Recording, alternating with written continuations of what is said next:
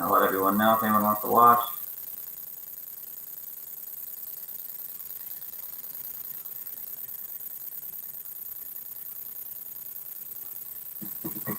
Alright. I don't know why I never used StreamYard before, so we'll see how this works. So, alright, let's start recording. Let's move this back real quick.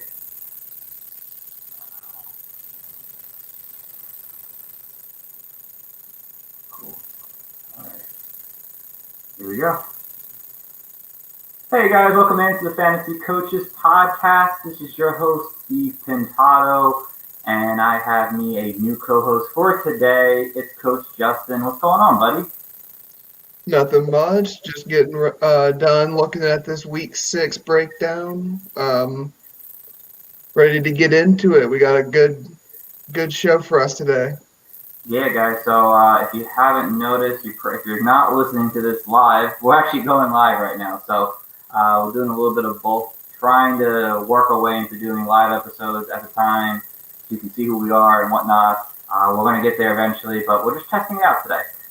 So if you didn't miss our waiver wire show, that's my fault, guys. Had some technical difficulties with my computer, and I was not able to air that episode. But I did post a waiver wire must-have article on the website. So if you're looking for waiver needs that are maybe still out there after waivers are processed, go give that a check on our website. So what we're doing here today, we're doing something a little extra. And as you know, you might not know, maybe you do off Justin's Twitter. He does a lot of snap counts and kind of tracks a lot of different fantasy stats that are kind of important to fantasy football. They work their way into it. So I figured, hey, let's get an episode together where we can kind of do a little bit talking about that and kind of relate it to how that actually relates to fantasy football. So me and Justin, we kind of broke the 32 teams down, split them in half down the conference, and we're going to give you about one stat each for each team and kind of how that can help impact a fantasy player currently or a fantasy position or a whole bunch of people at once, whatever it may be. So before we get into that, though, we have the news. We didn't get to talk about it, but obviously some things from this weekend that I haven't really had a chance to talk about. Clearly, Mark Ingram suffered some injuries. Devontae Parker suffered some injuries. Eifert, Raheem Mostert suffered an ankle injury. Reports as of, I believe, yesterday afternoon, Monday, that he's probably going to be on the IR, so it's probably 3 weeks for him. Jonas Smith dealing with a minor ankle sprain right now, guys. He's questionable for this weekend. And, of course, fortunately, Coach Gibbs was crying about this the other day, but Miles Sanders and Zach Ertz both going to be missing time. It's really tragic, but yes, Miles Sanders is expected to miss this Thursday night game, and obviously Zach Ertz is probably out for almost a month. And then real quickly, Tua. Tua is starting for the Miami Dolphins now. I'm actually going to talk about that a little bit later, so we won't get into that right now. But there is some things going on. Miami's getting a new direction, so very exciting. But we're going to talk about some of the stuff within this big topic space. I want to get into that. There's a lot going on for this guy, so we're going to get right started. So like I said, 32 teams.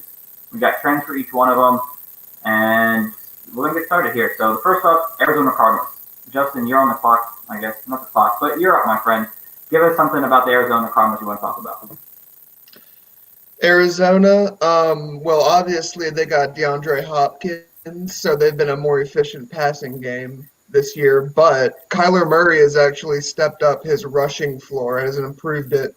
So far, he has 51 carries for 370 yards and 6 touchdowns, and that's a 7.3 yards per attempt average over the year so far.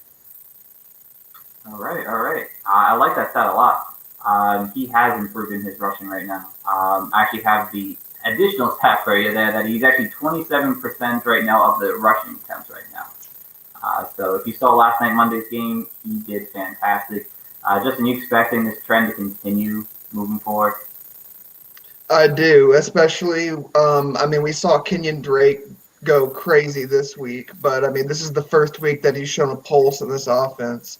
So if his inefficiencies keep coming up, then I think they'll use Chase Edmonds more in the pass game, and they'll use Kyler Murray on the ground. Almost like the Baltimore Ravens used Lamar Jackson at this point. He's using more designed runs, not just scrambling. Yeah, definitely. Murray is just getting in space and just making the most of his opportunity. That would make him a very valuable fantasy asset right now. That's why many people predicted if breakout season for him this year. So Murray's following on all cylinders right now, especially in the run game. That's a great one, Justin. And let's go over to the next team here, the Atlanta Falcons, and that would be you again, my friend. What do we have for the Atlanta Falcons?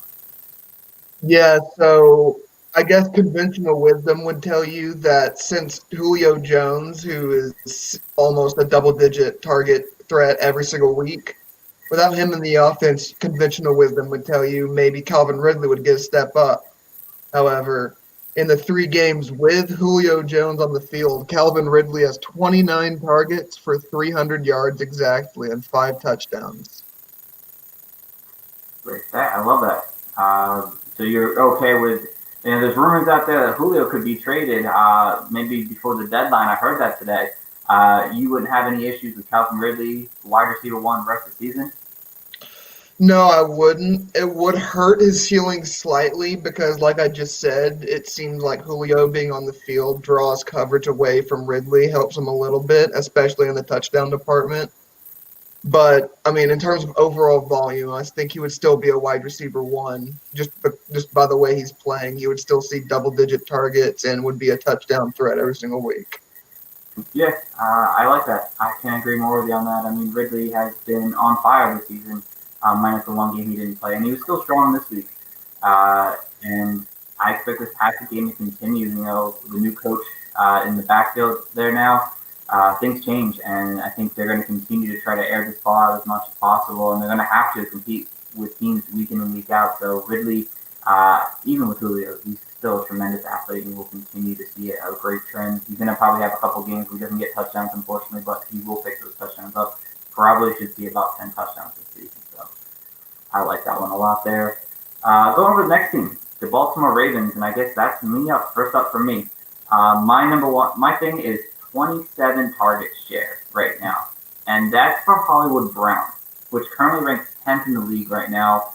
Hollywood Brown hasn't really had that big breakout game this season. Really something that wow, he had a huge game this year. He's been pretty decent for the most part. His 1 game against Cincinnati, 77 yards and a touchdown.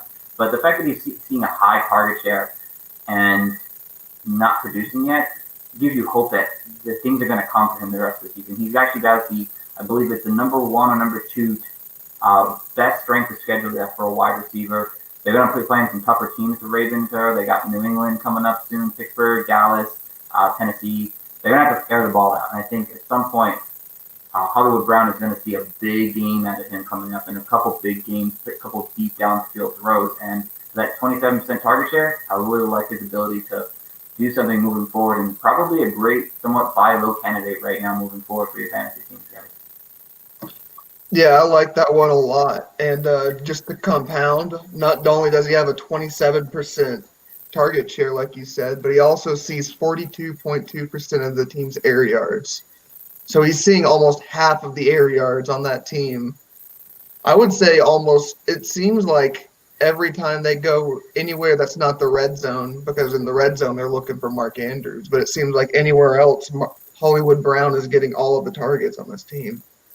Basically, and he's the number 1 wide receiver. So if he's not performing to the standard right now you think, or if you're looking for an upgrade as a possible breakout second half, it's Hollywood Brown right now, guys. He's going to see some better target share. He either has a great target share, but he's going to see better production as we move forward. Go over to the next one. I have the Buffalo Bills. That's me again, guys. As you know, I'm doing AFC. So my number I want to say is 24.4 runs per game. That's the Buffalo Bills right now. They're running 24 running plays per game, which ranks 25th in the league for a team who's supposedly 4-2 right now, who used to be a great run team, but have decided to, hey, let's not do that and let Josh Allen throw. And again, that's cause for concern right now for the backfield for the Buffalo Bills. Someone like Devin Singletary, who I was very high on, and who a lot of people seem to be high on, in the Zach Moss right now, coming off injury. It doesn't look good for this team's future right now, that they're almost dead last in terms of running plays per game, and they've been up in many games. They've had opportunities to run the ball, but they're just not. So for me, it's a concern that they're so low in run plays right now, and this team who shouldn't be that low because they're being successful as a team right now. And Devin Singletary and Zach Moss right now, his value just continues to seem like plummet down, where they're almost RB3s at best right now, and I don't see a bright future for either one right now in this offense as they will continue to split carries week in and week out. Yeah, this is a tough team because coming into this season, you would think, oh, okay, so it's a good defense. They have Josh Allen, who's limited as a passer, and so they'll probably lean on the run game a little bit more between Zach Moss and Devin Singletary. But like you said, I mean, so far into the season, it's just been all passing attack from Josh Allen, and their defense has been poor. I mean, the other than the weeks where Tre'Davious White missed, they've just, I mean, they've been decent against the pass, but they've just allowed running backs to go crazy against them. This is not exactly what I expected from the Buffalo Bills coming into this season. Not at all, and it's definitely sad as a big Devin Singletary truther, but it's not looking good for me right now. So going over the next team now, it would be the Carolina Panthers. And Justin, we'll back up to you, my friend. What is your take on this? Yeah, so for the Carolina Panthers, I think this might be my favorite one just because of this coincidence. But I have two. DJ Moore sees 41.2% of the team's air yards, which is 8th in the entire NFL. And I also have that Robbie Anderson has a 27.6% target share, which also happens to be 8th in the NFL. I like that. As you guys have known this season, I mean, both these guys, especially Robbie Anderson for the most part, I mean, has been electric, and he has been getting a lot of targets right now, as Justin just said. And that's kind of why he is right now. I think he's the top 20 wide receiver right now in the NFL. So we like to see that. And obviously, DJ Moore is kind of more of that, short passer last season. And you kind of seen why his success isn't the same as last year. Is that because he's seeing more downfield throws, and they may not be clicking as well. So that's kind of why you're seeing that lower progression in his fantasy value right now. But at some point, him and Teddy will eventually click a little bit better. But no, those are two great stats right there, Justin. I like those a lot. And one thing I would warn listeners to bear in mind when listening to these stats is when I'm talking about percentage of air yards, keep in mind how, what the typical quarterback's ADOT is. So, Teddy Bridgewater's not throwing downfield very much. So, a higher percentage of his air yards might not be what Patrick Mahomes is. That's a great stat there. Great information right there. I like that one. Going over the next one, Chicago Bears. What do we have for the Bears? Yeah, so for Chicago, it is David Montgomery. He is sitting at 23 targets on the season.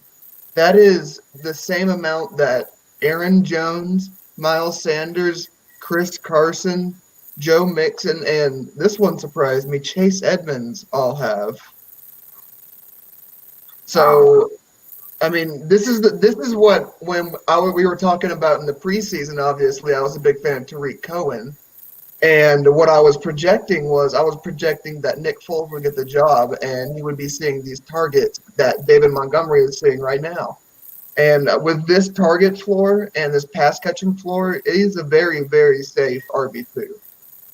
Yeah, he is, and it's not. I said like you just said, it's about his reception ability right now. The fact that he's getting these receptions, he's taking over basically both roles, is keeping him afloat. If he didn't have it, he would probably be an low-end RB3 with Tariq Cohen on the field. But the fact that he's getting that passing work makes him somewhat survival in this fantasy world right now. So another great take there, Justin. And going over the Bengals now, that's me. 30 passing attempts. That's the lowest Joe Burrow has done all season in 6 games now. And that was against probably one of the tougher defenses in the Baltimore Ravens. While I don't expect I expect them to have some more tough matchups coming down the road, which they do. The fact that Joe Burrow is just airing it out and just throwing the ball so many times is encouraging for fantasy in terms of the wide receivers right now. And guys like Higgins, Boyd, and A.J. Green. Maybe not A.J. Green as much right now, but at least Boyd and Higgins as attractive options for the rest of the season right now. So if you can get these guys, Joe Burrow is going to be throwing 35-plus times each and every single week because his Bengals defense is horrendous right now. That these guys are going to see higher target volumes, probably a minimum of 6 or 7 per game for almost all 3 of them. So I like it. They're the highest target share on their team right now because Joe Burrow is throwing so much. So these guys with Joe Burrow's passing attempts make them at least solid fantasy forward right now. Yeah, I love that one. Obviously, I was high on Burrow coming into the season. I think I had him as my QB 13 in my draft rankings. And he's just looked fantastic with the exception of that one Baltimore week like you were talking about. But even then, like he still had a healthy pass volume. So, I mean, you don't have to worry about too much if you have Joe Burrow in there at quarterback in terms of fantasy. Nope, not at all. And going to the next one. Me again, Cleveland Browns. And the number I want to say is 16 targets. And that's the amount of targets that Austin Hooper has had over the last 2 weeks now. We expected a big decrease in his ability going over to the Browns, with obviously Odell and Landry being there. And, I bought into that. I believe that a little bit to some extent here. And now we're seeing a change in this offense right now. And its reason is that this thing, Austin Hooper didn't have time to work with Baker Mayfield all that much during the preseason. The loss of preseason definitely hurt a little bit. So these first 4 games prior to weeks 5 and 6 kind of hurt him. Now that he's got some, connection with Baker right now, he's seeing the number 1 tight end in this team. It's not David Njoku who's demanding a trade right now. It's not the rookie Harrison Bryant. And he's staying very involved in this offense. It's not going to be a Odell Landry show. It's going to be somewhat of a run the ball and throw short, accurate throws. And usually that means underneath routes to your guy like Austin Hooper. And if Austin Hooper continues this trend, he's going to be probably a top 10 tight end the rest of the season at this point. And if you could still get him, I would, because he's probably going to be very involved in this offense moving forward. Yeah, so Austin Hooper was someone on the opposite end of the spectrum of Joe Burrow. I think I had him buried in the depths of my tight end rankings. I didn't see it just because of the overall pass volume in this team. But I mean, like you said, he's seen the volume so far these past couple of weeks. I'm going to be curious to see whether or not Austin Hooper's volume is tied to Kareem Hunt's pass or role in the passing game, though, because typically tight end and running back targets, there's a very strong correlation between those two. And it seemed like with Kareem Hunt being pretty much the only running back left in the backfield there, besides Dontrell Hilliard, that he's been seeing the lion's share of the first and second down touches, and he hasn't really been that involved on the third down passing volume. Yeah, it's going to be interesting to see, because they actually had 2 really tough matchups this past 2 weeks here, the Browns, and they actually were tough matchups against the tight end position, but they were also tough against the run, so maybe that changes with the running game being a little bit easier with the Bengals and other teams moving forward. So it's something to monitor, but he's definitely doing some different things right now for Austin Hooper. So going over to the next team, it's the Denver Broncos, and that would be me there. And I didn't have a great one for the Denver Broncos because I don't like anyone on the Denver Broncos right now, any great stat on it. So my biggest stat, I'm going to go to number 5. And the number 5 was Tim Patrick. And yeah, that's how many targets per game at least he's had this entire season so far. And he's continuing to improve each and every week with multiple quarterbacks right now on the team right now. And I expect him to continue this trend. I know Jerry Jeudy's there, and I think it might take a little bit more time for Jerry Jeudy to really get his star status right now in this game. While Tim Patrick is performing, and it's not like 3 or 4 receptions for over 100 yards. He's getting 7, 8 targets over the last 2 games now for over 100 yards. So he's being this number 1 wide receiver for this team right now, and he's someone who's heavily available, and at this point needs to be rostered on your fantasy team moving forward right now. Yeah, and that's a very good point with their quarterback Drew Lock coming back. So those targets are going to be of a higher caliber than they are from Brett Rippon, obviously. So it would be a better idea to chase the volume in this offense while Drew Lock is under center. Absolutely. And going over to the next one, it's the Dallas Cowboys, and that is you, Justin. Yeah, so this is one that I'm sure everybody is eyeing down this morning. It is the number 62, and that would be Zeke's percentage of snap share from this past week. The lowest so far this season, previous low was 76%. Now, obviously, we saw him with the 2 fumbles, and after that, I think 9 straight plays on the next drive playing Tony Pollard.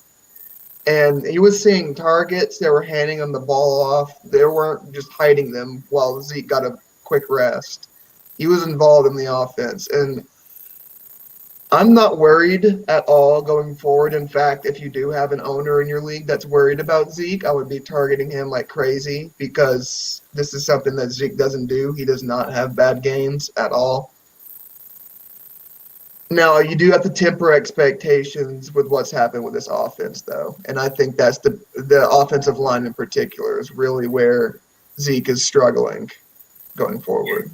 And I believe you just lost Zach Martin, I believe, for a short bit of time. Yes. So that's going to be a big blow. He has to have a 100-yard game, which is surprising for Zeke. But, it's somewhat of a concern, but it's not that much of a concern to overreact to it just yet. He's still Zeke. He's still going to be seeing high high carry volume anyway. So the snaps is what it is for right now. So go over he's kind of in the same position as we were talking about David Montgomery. Sorry to cut you off there, but he's got the passing floor, the receiving floor to help boost him up. Because he saw 11 targets this past week. We want to see the old Zeke from 2018. I love that guy. Let's go back over to the Detroit Lions. You're up on that again, my friend. What do we got for that?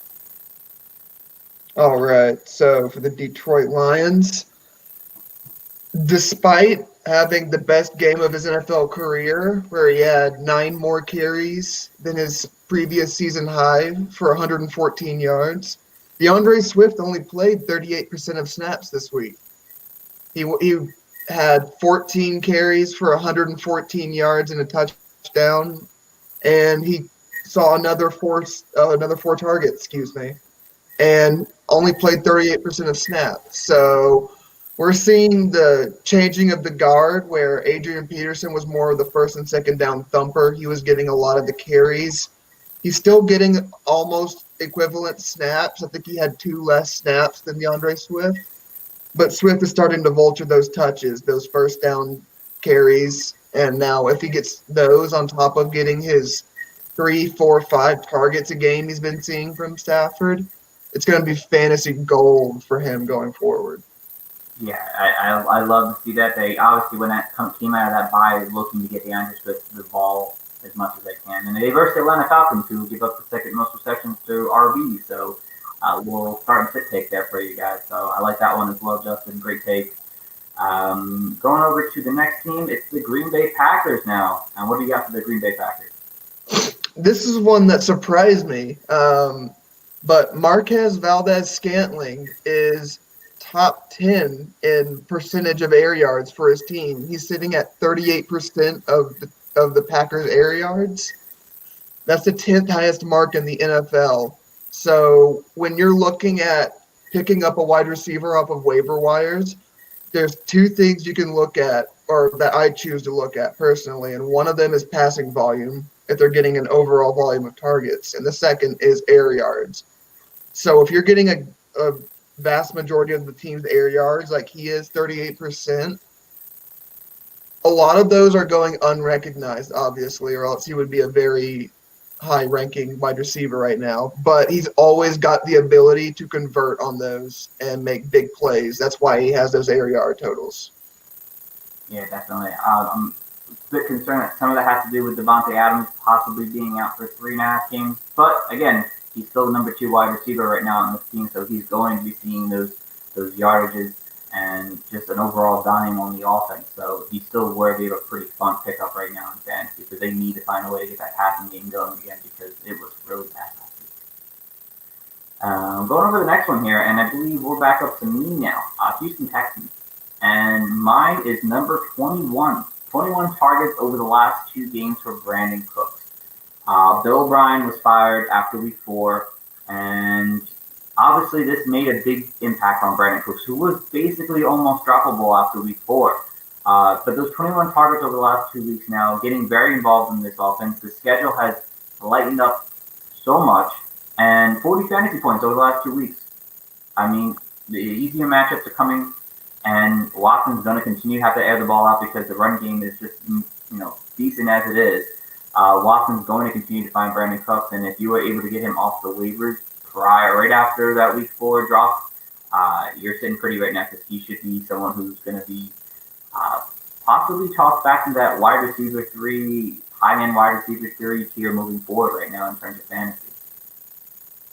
Yeah, I agree with that take. I mean, so far since Bill O'Brien's been gone, he's looked like the number one wide receiver in this offense. So if you can get your hands on a couple of shares of Brandon Cooks, why not? Absolutely. He was the guy who I thought was going to be what he did this offseason. I thought he was going to be the guy number 1, and he's showing it right now. So let's see if he can keep that up. Going over to the next one, Indianapolis Colts. And the number is 66. 66 fantasy points would be the combined total for the starting tight end for the Indianapolis Colts for the first 6 weeks, or 5 weeks, I think. No, 6 weeks. Yes, they're on bye week now. That means, week 1, Jack Doyle. Week 2 and 3 and 4, Mo Alley-Cox. Weeks 5 and 6, Trey Burton. If you put them into one tight end, they're the number 2 tight end in fantasy right now. Phil Rivers loves his tight ends. They're obviously very involved in game plan in this system right now, and that's kind of why I've been telling people Trey Burton's a great pickup on his bye right now because people need a tight end now. They're not going to worry about getting a tight end later.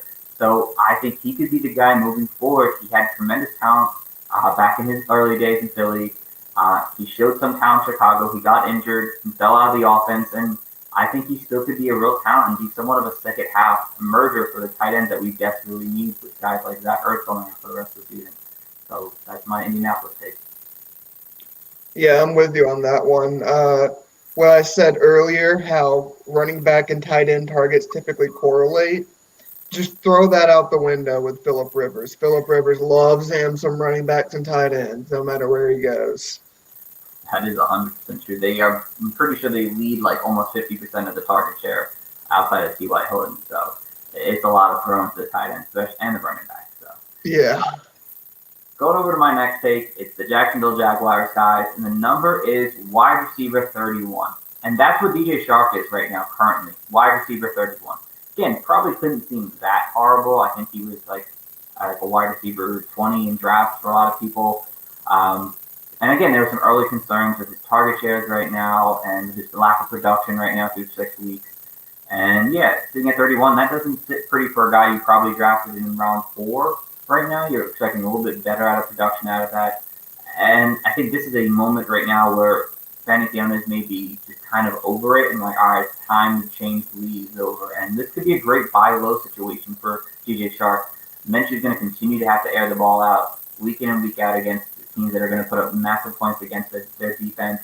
Shark, again, didn't play that well. Their bye week, I believe, is coming up in week 8. So if you grab him now, let him sit the week, get healthy. He was banged up a little bit. He could be a great buy low option right now that many people aren't thinking about in fantasy. Yeah, that's a great call there.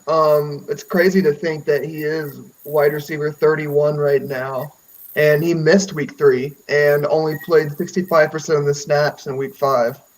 So he's been dealing with a bit of an ankle injury all season. So if he can get if he can get his ankle situation right, with this week coming up off week 8, he's got the bye. So coming into week 9, I think DJ Chark will be a full go. And if you can get him in a trade before week 9, after his bye, you'll be in the clear for that.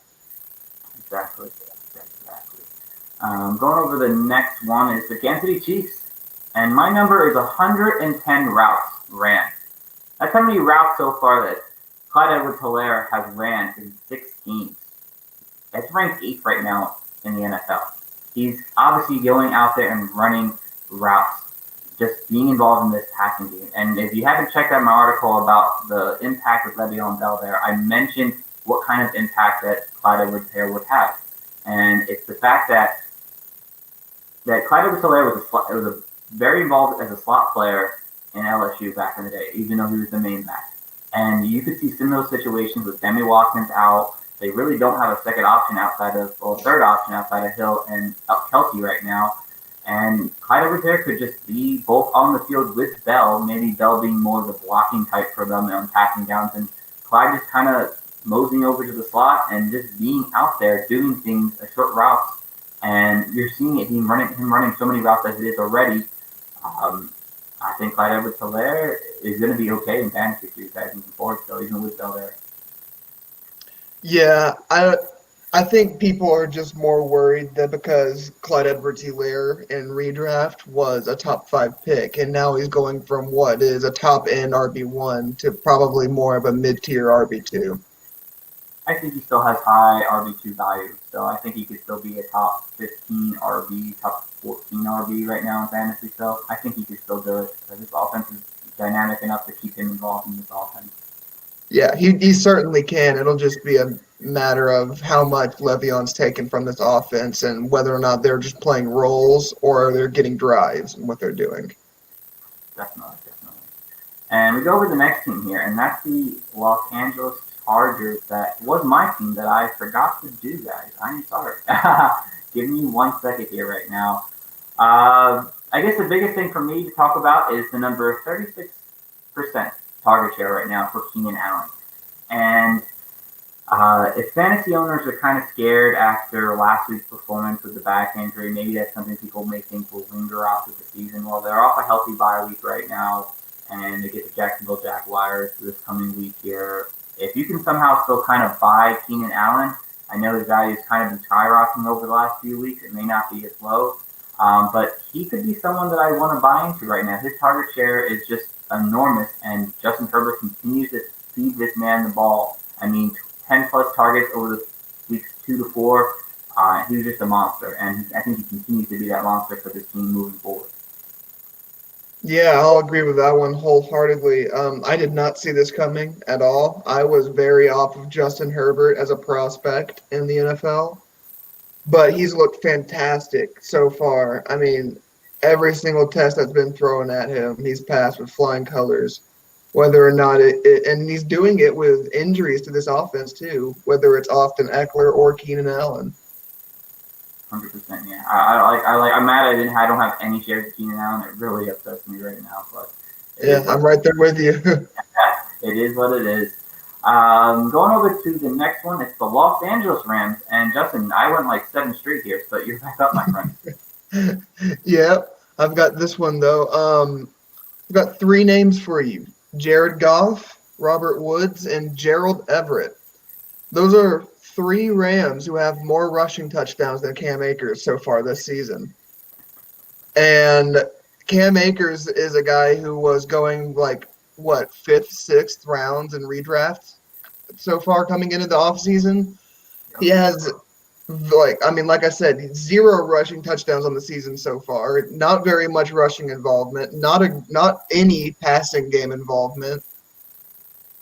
This Los Angeles backfield to me just looks exactly like what the 49ers backfield was last season, which is you can't guess which back is going to be fantasy relevant for the game, but you know one of them is.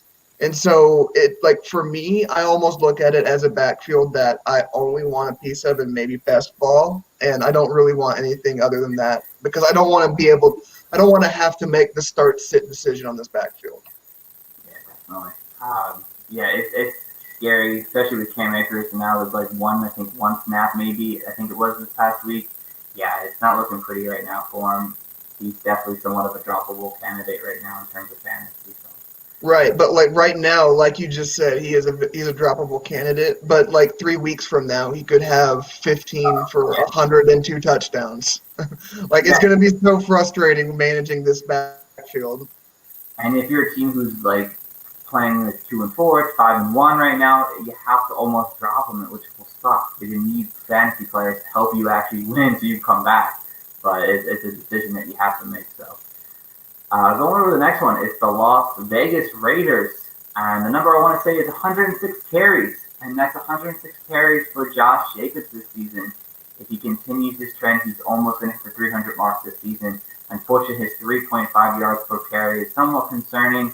But the fact that he's seen so many carries through the first 5 games of the season is encouraging, at least that he can kind of bounce back a little bit. I mean, he's someone who's going to see 18 plus carries each and every week probably. And at some point, defenses are going to break down. The season goes on and the winter gets here. And I think maybe his tougher matchups get a little easier, and he ends up having a really successful second half of the season, even though he's doing very well so far. So keep holding on to Josh Jacobs. Let him ride it out and see what he can do. Yeah, I'm right there with you. We saw how he looked much better against Kansas City now that Henry Ruggs is back at full strength. They had a field stretcher to keep them from just stacking 9 in the box. And I mean, if they deal with their injuries in the receiving core, get Bryan Edwards back on the field, can get him playing consistently, who knows? Josh Jacobs could have a better second half of the season because Derek Carr doesn't really take shots into the end zone, so he's always a threat to have a rushing touchdown or two.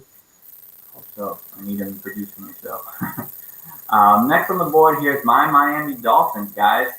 And the numbers I want to say are 1,315 yards and 14 touchdowns and 710 yards and 7 touchdowns.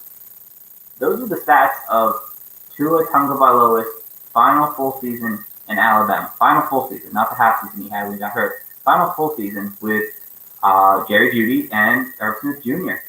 And the reason I bring that up is because Tua is obviously now the starting quarterback in Miami. So what does that mean for this team? It means guys like Jerry Jeudy, the downfield guy who can get downfield quickly. Kind of reminds me somewhat of obviously a faster version of Devontae Parker, but Tua likes to air the ball downfield. Obviously, Tua very much enjoyed throwing to the tight end position, very successful in college. Enter Mike Gesicki or maybe Adam Shaheen. I don't know it anymore, but it bodes well for some kind of future, process when we get back into week 8 with Tua starting, that maybe Parker and Gesicki will be okay and will be somewhat, it could even be better with Tua on the field and how accurate his throws are compared to Ryan Fitzpatrick making those reckless throws at times. But shout out to Ryan. Yeah, I mean, it sucks for Ryan Fitzpatrick. I mean, he's having one of the best games of his career, and think about how long that goes back. But it is what it is. Tua's the future of this franchise, and he's going to get in there sooner rather than later. But I think ultimately, when it comes down to fantasy, Tua, I think he's going to hurt everyone not named Devontae Parker in this receiving core, and the fact that Ryan Fitzpatrick would hyper target players like in a certain matchup, whereas I think Tua is going to play it more of like a spread system. Everybody's going to have 2, 3, 4 targets as opposed to one guy who's got 7 or 8. I could see that being a real possibility, absolutely. I'll have to wait and see. I can't wait for week 8 now. I really want to see Tua on the field for a whole game, so it's going to be exciting. We'll go over to the next game, though. Minnesota Vikings. Justin, you're up again. Yeah, so with Minnesota, we have Adam Thielen, who is seeing a 33.2% target share, and that's first in the NFL. But he's also seeing 48% of his team's air yards, which is second in the NFL in that metric. So he's being targeted more than any other player in the NFL, but he's also seeing the second most air yards of any other player in the NFL. So he has a very safe floor being targeted a bunch, but he also has a very high ceiling in that his targets are being downfield and attributing to more air yards. And then just a little nugget on the side. In half PPR, Adam Thielen is the wide receiver 2 on the season, and Justin Jefferson is the wide receiver 5. God, that's crazy. It shows. I mean, Kirk Cousins, I told you guys last year, Kirk Cousins had to throw the ball more this coming season. His 444 attempts last year was a joke. And you could see, obviously, the performances are happening with Adam Thielen and Justin Jefferson right now. Both performing at very high levels right now and being safe options almost for you, especially Adam Thielen in fantasy right now. Like that one a lot. That was a good one. Over to mine, the New England Patriots. I seem to have all the crappy teams, I feel like. I don't know. But in terms of fantasy, the best thing I could say is 17 targets. And that's the target share that James White has seen over the last 2 weeks after coming back from some personal reasons, of course. And he's really one of the few players I want on the New England team at this point. I mean, he's consistently seeing targets. He's the only one that has a consistent floor each week. Everyone else is a boomer bust, and most of the time right now, they're bust. And it's basically that you don't want anyone besides James White And I guess obviously Cam Newton still in terms of fantasy players for New England. Yeah, I mean, it's tough to find fantasy options on that team that aren't named Cam Newton, but especially with their tendency to spread out the run game and to spread out the targets overall in this passing offense. Other than it seems like James White and Julian Edelman. Yeah, definitely. And now we go to the New Orleans Saints, and that's up to you, my friend. I'm sorry, what team was that? New Orleans Saints. Yes. So for the New Orleans Saints, Alvin Kamara is seeing a 25.6% target share. So that's good for 11th in the entire NFL, and that's not at running backs. That's including wide receivers and tight ends as well. He's 11th.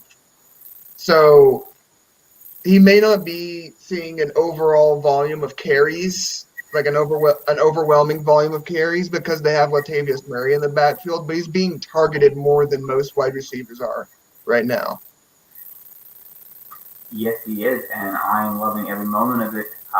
He's just a dynamic football player right now. He is really showing how great his value in this offense is, and they're just feeding him the ball, letting him kind of help this team win games week in and week out. And he's almost the number. I think he's at this point the RB1 in terms of fantasy right now. I'd rather have over anyone right now. Yeah, I believe so. And it's incredible how much he's been able to do with Drew Brees' arm at this point and the lack of Michael Thomas. Yeah, and I think Michael Thomas even helps him out when he comes back, hopefully in week. Right, he's going to see this target percentage drop a little bit, but I think his overall efficiency is going to go up. Absolutely. Going to the next team now. It's the New York Giants. And what do we have for the New York Giants?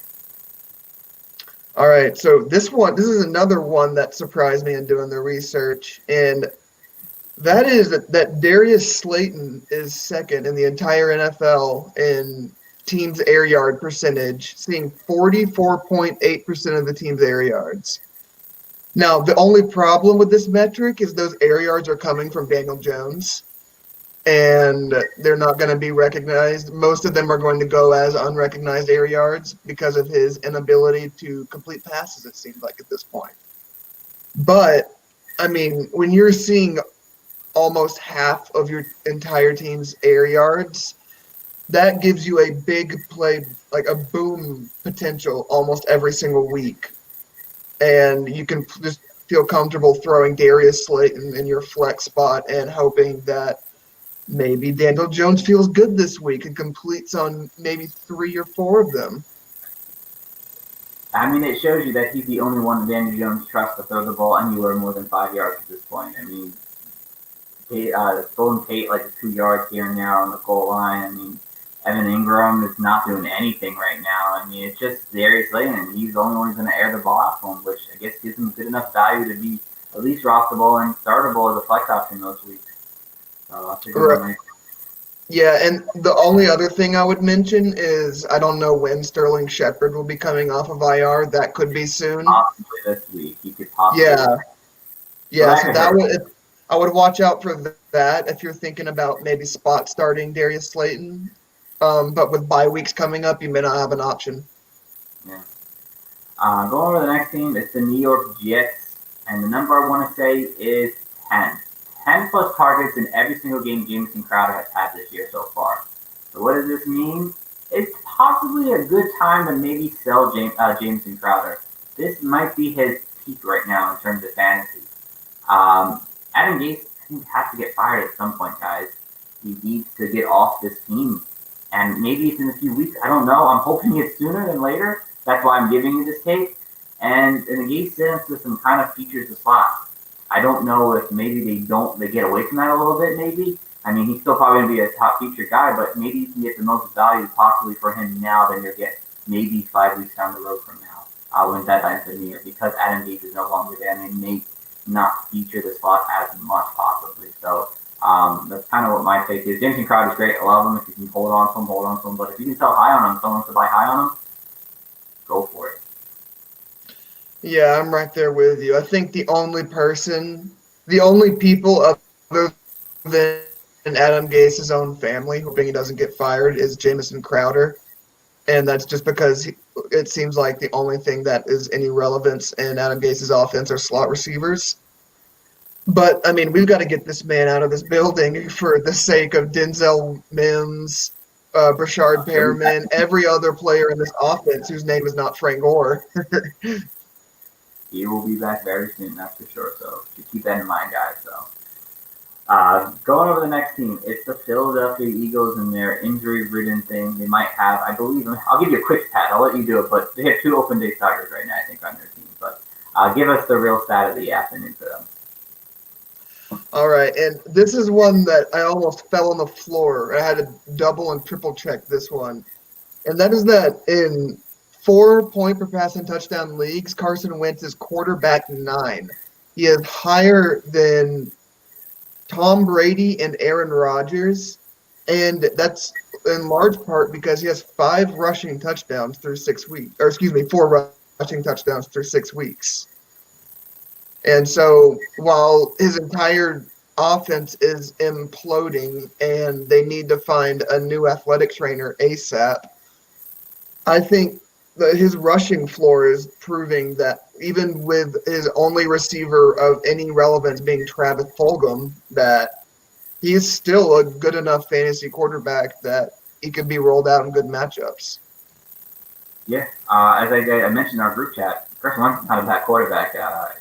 He's done great, and even with all the injuries, he's still kicking it with their backups and backups of backups at this point. So and I mean, honestly, at this point, with the production he's been putting up, is Zach Ertz being hurt a good thing for him? Probably not. But he's not going to go 5 yards downfield and fall over. I mean, does it matter at this point? Who cares who's out there? He's going to air it out to somebody. You don't care. Yeah, hopefully Boston Scott's up for the challenge. I'll catch balls till Carson wins. All right, over to the next team, the Pittsburgh Steelers now. And my number is 9. That's the number of targets Juju Smith-Schuster has had over the last 2 weeks now, minus Deontay Johnson in the lineup, really. You would think, okay, 9's not horrible, but James Washington, 11. Chase Claypool, 15. What there is to say about Juju right now? I mean, yes, he's leading the team right now in target shares. He is, but it's concerning that with Deontay Johnson, who is supposed to be the leader target share when he's on the field, is gone, and you're not the number 1 targeted guy on your team. It's somewhat of a concern, and if it continues, at what point do you say he's a cuttable player? And it sounds weird to say that about Juju, but the fact that he's seeing very low target shares and isn't producing to the highest level right now is a concern moving forward that you guys need to monitor really bad. Yeah, I saw, I can't remember exactly who posted it, but someone was showing a statistical profile comparison between him and Randall Cobb, and it looked very similar. I mean, at this point, he's just the slot receiver role in this offense. And not producing, which is definitely something I don't like to see in terms of my Right. life. I mean, we're not seeing the same production with an older Ben Roethlisberger and no Antonio Brown. Yeah, that seems like it was Antonio Brown that helped me Juju a little bit there. So we won't get down to that for now. Next on the list is the Seattle Seahawks. And what do we have for the high-flying Seahawks? Yeah, so for the Seattle Seahawks, it is 45.2%, and that would be the amount of air yards that DK Metcalf is seeing from Russell Wilson. And this is exactly what I was talking about earlier when I was talking about DJ Moore's air yardage percentage. So obviously, we're going to have more air yards in general coming from Russell Wilson than we will coming from Teddy Bridgewater. And not only will we have more air yards, but we'll have a higher conversion of those air yards with Russell Wilson being a more talented quarterback, in my opinion. Actually, I think that's just objective. It's not an opinion. Now, the thing is he's also seeing a 24% target share on top of that 45.2% of air yards. So he's seeing 1% less targets than Tyler Lockett in this offense. Okay. I like that. I like that a lot. Seattle is kicking all cylinders right now. I love that one. Over the next one is the San Francisco 49ers. And what do we got for the 49ers right now? All right. So this is going to be George Kittle. George Kittle right now has one less target, 5 more catches, and 50 more yards than Mark Andrews, who was drafted as the number 3 tight end. And this is despite George Kittle missing 2 games and playing with his backup quarterback. Wow. So anybody who drafted George Kittle, you can feel some solace in knowing that as of right now, he is the tight end 2 above Mark Andrews on a total points basis. And this whole season, he seems healthy over the last few weeks. We've seen him kind of step back up in the spotlight. So, yeah, he's a guy who's gonna do some heavy noise at the second half of the season now, and once we get there. So, if you hold on to him, you did good on that. So, we'll bought him low. And who knows, maybe their entire receiving core with Ayuk and Debo getting healthy, maybe that helps them soften up the coverage over the middle. Yeah, definitely. Definitely with these guys off the field, feeding across it, absolutely. And over the next one, the Tampa Bay Buccaneers with Mr. Tom Brady. What do we have for them? Yeah, so we have Ronald Jones. Ronald Jones is seeing an 11.6 target percentage. And that is higher than Austin Eckler, David Johnson, and James Conner, which is like a pass catching role is not something we really envisioned for Ronald Jones coming into the season this year. Personally, I saw Keyshawn Vaughn slipping into that role more than Ronald Jones, but what we've seen so far is that Tom Brady trusts Ronald Jones, and he's delivered with the production he's been given. I think it's more that Ronald Jones was the only guy at one point, and he earned the trust, and that's what you got to do. I mean, I've been waiting for Ronald Jones, and he's performing at a high level right now. Only running back with 3 straight 100-yard rushes this season, so if he can keep this up, he deserves that leash and deserves to be their starting running back right now in fantasy and in the Tampa Bay team. Like that one. It's just so funny. If you would have told anybody coming into the season that Ronald Jones would have had a safer receiving floor than Austin Eckler, you would have been laughed at. That is true. That's 100% true right now. So, Ronald Jones owners can be happy with what's going on with him right now. And we're coming on to the last 2. And I guess I feel like I haven't gone in a minute, but the Tennessee Titans. And my number is the numbers 9 and 9. That's the number of targets that A.J. Brown has had over the last 2 games. And then you can even throw in number 8 when he had it in week 1.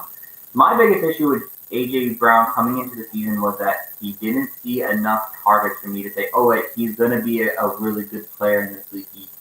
Because he saw so few targets and did what he did. It's like, all right, he can't keep his production up on this. He has to see more targets if he's really going to be a true wide receiver 1 or at least a wide receiver 2 in fantasy. And he is doing that right now, and that's what I was concerned with. But he is doing it. He's looking strong out there on the field after missing some time due to an injury, and he's becoming a really strong wide receiver 2 in fantasy as he continues his trend. And again, he's the only option there. And if we continue to see 9+ targets every game, he's someone I really want on my fantasy team. And if you got him maybe a little bit later in drafts, you're really happy with him right now moving forward, I think. Yeah, you have to be thrilled with A.J. Brown, either as a fantasy owner or as a Tennessee Titan fan. I mean, when you see him given the volume and producing with it, and I know a bunch of Titans fans are probably holding their breath after they saw the same thing happen with Corey Davis 2 years ago, but he posts like a 50% catch rating for like under 800 yards. So seeing A.J. Brown taking full advantage of this opportunity is probably bringing a lot of smiles to the faces around that Titans locker room. Definitely. And going over to the last team, the Washington football team. Justin, finish us up. Yeah, and so since Dwayne Haskins has been benched, Antonio Gibson has seen 5 targets every single week, and like that's not an average. He's seen 5 targets the past 3 weeks. And so it seems like without Dwayne Haskins there, he has this steady receiving floor. And I mean, he converted on one of them for 5 catches for 89 yards receiving. So if he can bring out this production with the touchdown upside that he's shown earlier, where I think he had what 3 straight weeks with a rushing touchdown. Who was it? I mean, is this Antonio Gibson? Yes, he did. Yes, he did. He's 2 Yeah. 4. Yeah, and so if he can combine that rushing touchdown upside with a safe receiving floor coming from Kyle Allen, his checkdowns, I think Antonio Gibson is a bona fide running back too going forward this season. All right. I don't hate that. He's got tremendous upside. I want to see him have more of his share of this back here because I think he needs it to be what he needs to be for us in fantasy. But no, I like that one a lot there. So. But that is going to wrap us up for this afternoon, guys. I appreciate you guys all for listening in. Those who tuned in for a few minutes here and there, and those who are going to be listening to this on the podcast, we do appreciate it. Obviously, this is a 32-team fantasy trend. We're going to do different things like this hopefully every week or so look good for that. As always, please go check out the website at www.thefantasycoaches.com. If you want to follow the podcast, ask us any fantasy questions, you can do that over at Coaches Fantasy. If you want to hit me up personally, you can hit me up at Coach Stephen P. And Justin, let everyone know where they can follow you at. Yeah, you can follow me on Twitter at Justin_Gibson7. And that's pretty much it for me. All right, awesome, guys. So thank you guys for listening. We do appreciate it. Hopefully this is helpful for your fantasy teams moving forward. And obviously look out for Thursday as we post our starts and sits for week 7. We'll have Coach Shifts back for that one. So thank you guys for listening. Take care, be safe, and have a good one.